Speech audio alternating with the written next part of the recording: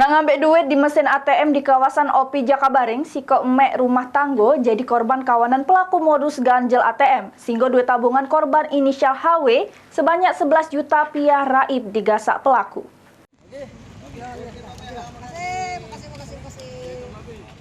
Saldo tabungan punya HW, siko emek rumah tanggo warga Kabupaten Ogan Komering Ilir terkuras habis sesudah ditipu oleh kawanan pelaku modus ganjel ATM.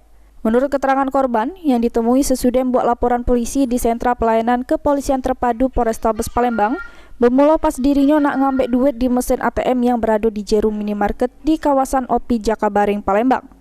Pas korban nak masuk ke kartu ATM, korban tiba-tiba dipepet oleh dua pelaku sambil ngatuk ke kalau ATM korban tersangkut dan tak bisa metu.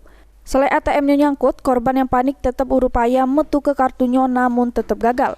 Tak lama itu salah siko kawanan pelaku, ecek-ecek ngebantu metu ke kartu ATM korban dengan ngarah ke untuk masuk ke PIN ATM-nya supaya kartunya bisa metu. Dan selanjutnya ditukar dengan kartu ATM lain atau palsu. Entah tak tahu.